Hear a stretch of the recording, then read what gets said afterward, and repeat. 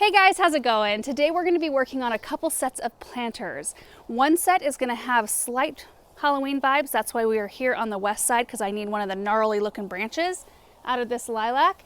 And the second set is going to be kind of just simple fall. We've got Douglas and Russell chilling with us today. We've got a gator full of beautiful plants, and I do have one, these are like three smaller branches cut off of the lilac from previous years. Like I think I've had these, I save them from year to year because I don't run across branches that look like this all that often. So these have probably been off this lilac for 4 years. And then we've got one prime looking branch right up here. And they even have like little lichens on them. It's just perfect. I think we're gonna have to go with the pruning saw today because the diameter of this branch is pretty thick. But let me show you these beautiful plants. So these look very tall. They are a type of crane cabbage, I think. Are they a cabbage or a kale? Let me find a kale. Ornamental kale in the crane series. See how they form that stem like that, and then they just have like the little rosette at the top. And I really needed something to be bulky and a little bit more of a filler around the base of the branches. I didn't want to just have branches with a bunch of short stuff. So instead of having to build up a tier or do anything like that, I can just use these longer ones, which is so fun. I was able to find 6 down at the garden center. I think we'll use 3 per container. We'll see how that goes. And then we've got the most gorgeous spilling plant here. This is a type of creeping Jenny. It's called Persian chocolate. Look at the leaves on this thing. They're going in a light concrete colored pot, just like a gray pot. So I think the contrast is going to be high. Like, look at the contrast here. They've got that kind of burgundy chocolate color and then the red stems. Now let me see the other stats here. Hardy to -10, so they're zone 6. 2 to 4 inches tall, 36-inch spacing. So I could pop these out and use them in the landscape when we are done with them next season. We've also got some Cirrus Dusty Miller here for a bright icy pop. We've got some orange pansies. These are, yep, pansy orange. And then here's our little Halloween touch to go with our branches. Now these crows, yeah, they're losing feathers. They've also seen better days. They've lost so many feathers. I've had these for probably 10 years and they usually surface. I started with like 6 or 7 and I've only got 3 left. The other ones have fallen apart, but I don't really want this to be over the top Halloween. I just want a slight mention of it. And then we've also got this gorgeous one. Now I don't think I'm gonna be using all of these in the pot, but we'll see. This is a ornamental kale called Yokohama Red. And it's so pretty. And it's such a gorgeous contrast to that kale there. We've got the smoother, brighter leaves, and then that crinkly kind of purple look. And you've probably noticed in fall containers, I lean heavily on ivy, pansies, violas, cabbage, and kale because they last the longest through the season. They hold up to heavy frost. Oftentimes they'll hold up through the winter. They might look a little bit sad, especially in the morning, but they usually perk up, especially if it's a more mild winter. And we get a lot more mileage out of them than we do other things. I rarely do mums because they're just a flash in the pan. And while they're pretty when they're in full bloom, they're too much maintenance and just something I don't want to mess with. So these are the type of plants I love to work with. I think we need to take this branch back pretty much all the way. I mean, I don't know. Yeah, probably all the way down to here. So let's do that quick. Oh.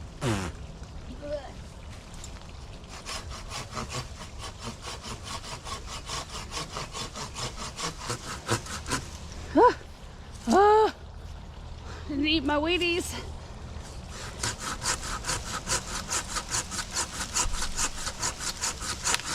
Oh, that sounds good.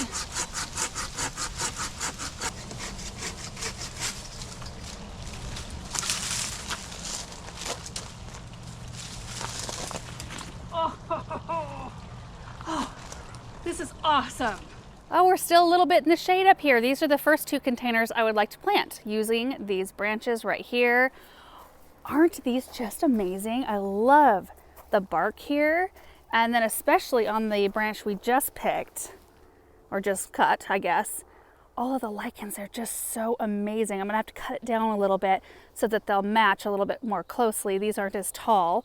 I just love them. Look at those containers up next to the house. My goodness, the sun does come in here in the morning. Got a little hopscotch going on right there.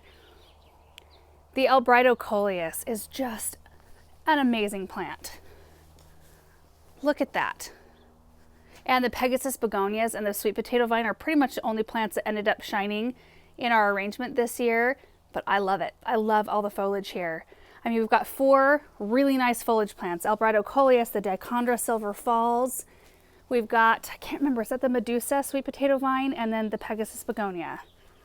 Then over there, looking awesome. So these containers have already been cleaned out. We're just gonna go ahead and use the soil that we used in here this summer. Usually I like to start with fresh soil after summer plants because summer plants utilize so much nutrients, but a couple reasons. One, the summer plants didn't last for very long in these containers, and that one over there, that one plugged up and we lost the plants, and then shortly after we pulled the plants in the other container.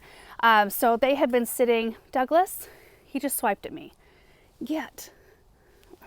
Wants pets. But watch this. Oh, not gonna swipe, huh? Oh, the purrs. So anyway, this soil wasn't super taxed like our other containers. And the other reason is fall plants just usually don't need the nutrients. We're just gonna be enjoying them here for a couple of months, and that's usually how fall containers go. So next spring, when we get ready to do our next summer containers in here, we'll just clean them out and do new soil at that point. I used to swap it out every season, and I don't do that anymore. So this pot we just tipped and poked a stick through, like a stake through it, made sure the drainage hole was all cleared out, so we should be good to go. We've got some petunias coming up in there right now. Anyway, that's what we're working with. Okay, so we're gonna start with the branches first, then the plants. Here we go.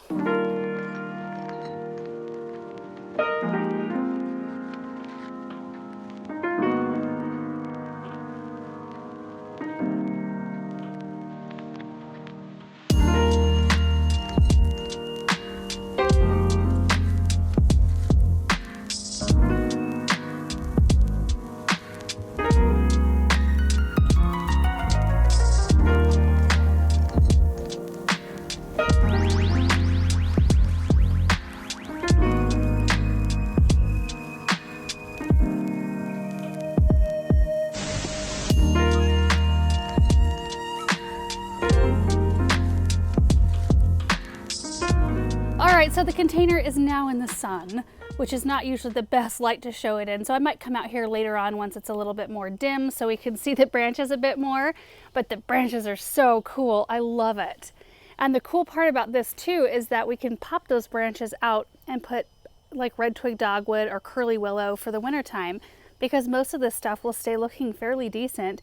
And we can pop in evergreen boughs if we need to kind of bulk it up, kind of like the pots along the east fence line that we just did. But I just love this combination. So the crane kale right here, just kind of providing that little bit of weight a little bit further up into the branches so they don't look so perched. And then I did end up using a bit of everything. We've got this one right here, the Yokohama Red. We've got the Creeping Jenny kind of popped in throughout the whole container. Then we've got the orange pansies, the Dusty Miller. It's just such a pretty blend. See it along the back side here. Oh yeah, you can see it way better on this side. Look at that. The detail's way better when we have it in the shade a little bit more. I do have this little extra branch. I think I'm gonna pop that in right here. And you guys, I actually ended up with 2 of the kale. I just ripped them apart. They're in a 1 gallon size container. Just kind of tore them apart if I needed to manipulate them a little bit more. So I'll use these 2 in this container. Okay, let's get the second one done.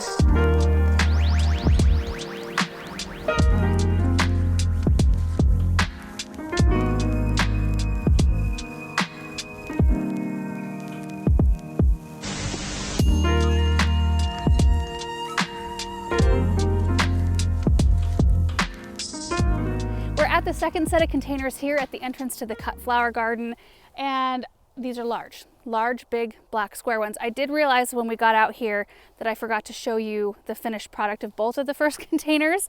I'm just so excited about doing this today, so we'll head back up there later. But these I love. I think they're the perfect structure and scale for this area, just kind of indicating a formal opening here. And you know, the flower shed back there is white with black lanterns, like black, I don't know, carriage lights, is that what they're called? Anyway, so I love that these are black with the black obelisk in the center, and you don't even have to have something growing on those for those to be beautiful. The summer containers, they were awesome for a little while. The flowers were gorgeous, and then that sweet potato vine that I planted in the center, and it looked so dinky when I put it in there, just one. And it just absolutely took over. And you know, a person could be out here trimming on it and keeping it under control a little bit. I don't really, well, a lot of times those things kind of fall through the cracks for us because we've got a lot of other things going on, and I don't really want that kind of maintenance for containers. So I did learn a lot about that particular sweet potato vine. You know, by the end, all you could see was that it had climbed up the obelisk, it had climbed over the edges of the container, and it just looked like a big green sweet potato monster out here. So I'm so happy to see the containers again. And this is what we're gonna fill them with today. I think I might do a little bit of a tiered design. You can see my cardboard sticking out because I would like for the Dusty Miller to be higher and kind of inside the obelisk. And then I want to do 4 cabbage or kale. Why do I always call them cabbage?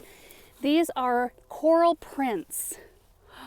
Aren't they beautiful? So these are a little bit looser than the ones that I used over on the east side. They've got a little bit more fluff to them and a little bit more pink in the center. And then of course the Cirrus Dusty Miller. This is the last of it that I have. I've kind of just been trying to stretch it through several of our containers this fall. We've got some ivy here and some lemony yellow pansies.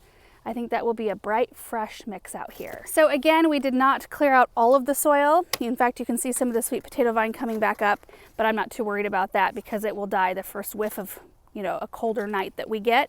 So I'm gonna do a barrier, like a soil barrier, kind of on the outside of this obelisk, and then put more soil in before we plant. I wonder if there's like a big old potato in here. Well, there's some roots. Yeah, that probably still won't stop it from coming up, but took care of a little bit of it at least. Okay guys, I'm gonna get these planted and then I will stop and we'll take a look at both of them.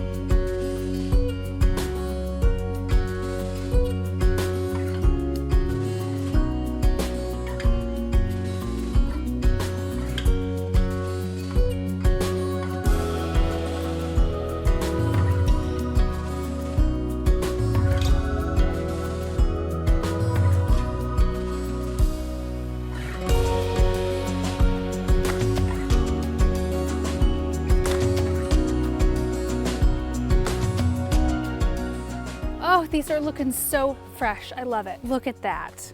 Oh, you can still see the container, but you can see some beautiful color and texture.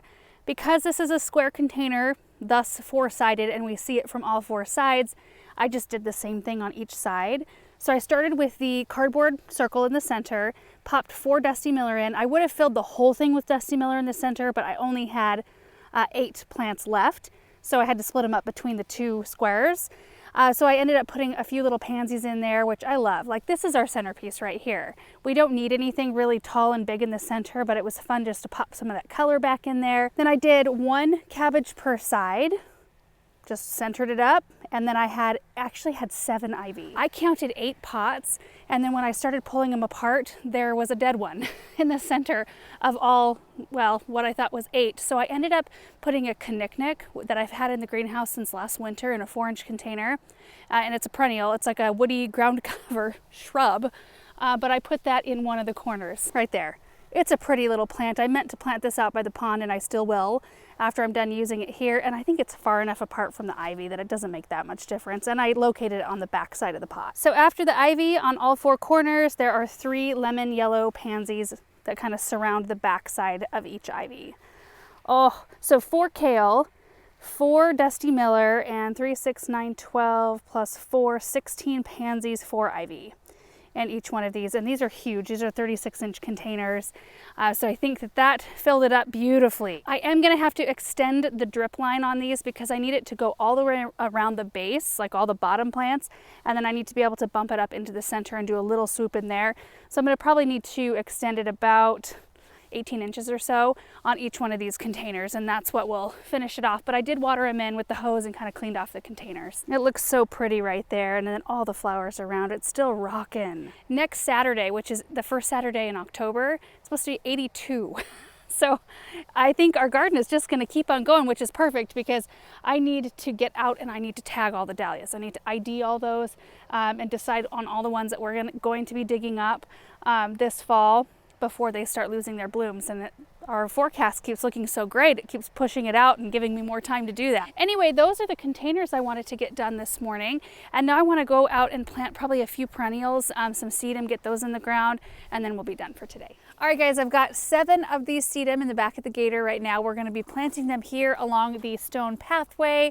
This is the variety called Midnight Velvet, which, if I'm remembering correctly, comes out next year. Look at how beautiful these are. And they get kind of big, like 2 feet, maybe even a little bit taller than 2 feet. And they have the really deeply colored foliage right there. And then their flowers kind of come out mauve, or their buds come out mauve, and then open to kind of they call it a rose red or a rosy red. It's kind of in the pink family to me. But sedums are just awesome, and I know we plant a lot of them in our garden, but for good reason. They like dry conditions, they like it hot, they like full sun, they do not want to be fertilized. They're one of those things that look good all season, no deadheading required. It's a once a season cutback, and that is it for this plant. And I appreciate plants like that so much. So here's what I'm thinking. Right along this rock pathway, we've got some really beautiful things, but this dark color always looks so beautiful next to blue foliage. Also next to this is the Flavorette Honey Apricot. So let me move that closer so you can kind of see. Oh, so pretty. This is the perfect spot. And then just to the left, we have the Lichfield Angel Rose, Lichfield. So beautiful. Oh my gosh. Look at that. When it's a little bit tighter bud, you can see that kind of blush of apricot. And then it kind of opens up that creamy yellow. And then as they age, they turn more white. They're just gorgeous. Anyway, I feel like it's a really good spot for the sedum. I think that everything works really well, and it helps bring that red element to the flower bed, because you know we always look for green, blue, yellow, and red, and we pretty much have it all in this space. And I'm going to continue on this way a bit and this way. So we've got the blue, the red, and then if you look through, you can see the lemony lace elderberry, which eventually we're going to have to draw some of that yellow in. But the blooms at this point could count for that, but that's not always in bloom. So we'll probably put something with just a touch of yellow in it in here. Okay, let's get these in the ground.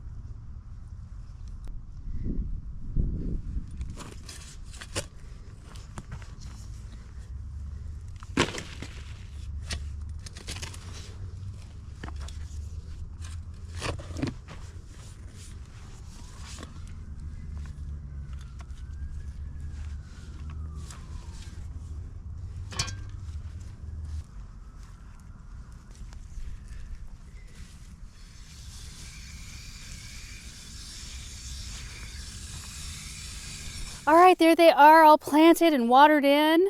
I only had to water them in very lightly just to make sure the soil had settled, because the root balls were already wet. Now for a situation like this, usually if it was a normal perennial, like let's say I was putting Veronica in or something that just wants consistent water, we would probably put a brown drip tube right along the back side of the first row and then along the back side of the second row. But for sedum like this, for at least the first year, we'll just put one line of brown drip tube between the two, and they can kind of share that water, and that should be plenty.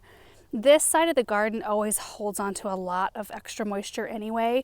It's fairly hard pan, so it's something we have to monitor. And you can see I ended up with 9 here instead of 7. I just thought maybe broadening that out a little bit would be nice. Usually in larger areas, doing a little bit larger drifts is a little bit more impactful. And I like to start them off at kind of a point on one end, and then when I end them, I usually kind of end them on a little bit of a point too, and that way we don't look like we're doing squares or blocks. So we can start our next drift of whatever we're going to do slightly in front of this one, and then we'll take off this way, and then this one, you know, it'll start right after it. But I kind of want to say these get 3 to 4 feet tall and wide, so it'll be a really nice stair step down here. Oh, I'm really pleased with that. Oh, I love it. Okay, so now we're just gonna wait for it to either get overcast. It's a little bit overcast right now, but not for long. Or we'll wait till this evening and we'll go look at the first containers that we got done today. All right, guys, it's been just a little bit. There's still a tiny bit of sun in the area, but the containers are for the most part in the shade. And huge thank you to Paul and Bethany. They came along and cleaned up the area, especially around this container. It had columbine that had seeded itself, and there were some weeds and things like that around the pot, and they remulched the whole area around each pot, and it looks so nice. Look at these. I decided to bring up a couple of our pumpkins that we harvested yesterday, and I intend on bringing a whole bunch more up here, and then I think I'm gonna do some corn stalks on the columns right there. I think that'll be really festive and fun, but it gives you a little bit of a better idea of how the containers look when they're in a bit more shade, I think. Oh, are you gonna drop your lion? Don't drop your lion. Samantha is keeping me company out here, and then are we gonna go on a gator ride? Maybe. She's looking all fall in her cute sweater. Does your sweater have fall leaves on it, babe? Let's look. Wait. Yeah, it's got wheat and flowers. So cute. And flower. Yeah. And flower. Mm-hmm. What is that? That is a flower. It's cute. Getting all comfy on that bench there? Yeah, look at this area. This morning was just kind of a bit of a mess, so it looks really nice and tidy, and look at those plants. Look how fun that is. So this one ended up with just the one crow. This is the most sad looking one of all. But I don't want to overdo with the crows, so there's 2 in that one and 1 in this one. If I happen upon some, I'll pick them up. I mean, I could add maybe 1 or 2 more to this arrangement here and then 1 more to the other side. Bulk it up just a little bit, but sometimes the little touches go a long way. And I'm not a huge fan of a bunch of Halloween decorations. Some years I'm more in the mood to do it, but it's always non-scary things. So black crows, not super scary. I mean, we've got some paper bats on our window. Hey Samantha, did you put the bats on our window? Benjamin brought. Did Benjamin bring those up? Mm-hmm. And Brett. The black bats? No, that's Bethany. Oh, Bethany helped you. Yeah, she did. She helped you get the tub down, didn't she? And Benjamin brought it. And Benjamin brought it. Nice. Thank you for the tour. Hey, did you do the hopscotch right here? Oh, that's a whole area.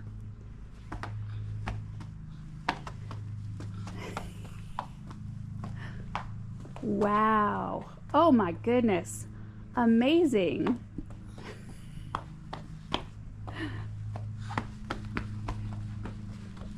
Yay, good job.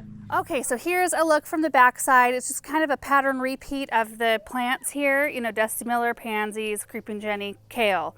And then I did another Creeping Jenny and then started the whole sequence again. And honestly, like, it's kind of asymmetrical a bit looking, so you could kind of get away with doing whatever you wanted around the edges. And here's this one from the back side.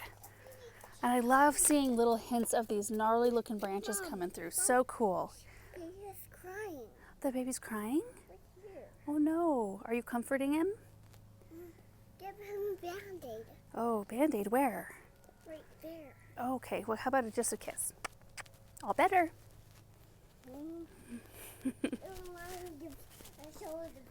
Yeah. Oh, you show the line the bats. Perfect. Anyway, guys, that is it for today. Really happy with 4 more fall containers done, completed. I think I'm going to be tackling the one by the chicken coop here maybe tomorrow. The Hartley containers, I ordered plants specifically for those containers, and they're just sitting in the greenhouse because they still look so good. I just got to show you. Super Beana, Violet Ice, Super Tunia Royal Velvet, basically is what we're seeing at this point. I mean, they are still rocking. Looking so good. I'm having a hard time wanting to pull these out. So these will stay for a little while yet. I mean, our forecast looks just about like it was today for the next 10 days. I don't think these are gonna go anywhere anytime quick. And the artichokes ended up being super fun. This is exactly what I was hoping they would do. I knew I got them in so late that they probably wouldn't form any kind of fruit, but I was just hoping that these would form a kind of a leaf canopy coming out of the cold frames, and that's exactly what they did. I think it's a really interesting texture, and it kind of makes you want to come over and be like, what in the world is that? They're so cool. And then this side, which is still in a bit more sun, but look at those artichokes. They're so neat. And more of the beautiful purple flowers. Ugh. Anyway, guys, now Samantha and I are going to go on a gator ride. We're just going to tool around the garden and enjoy the evening. Thank you so much for watching this video. I hope you enjoyed it, and we will see you in the next one. Bye.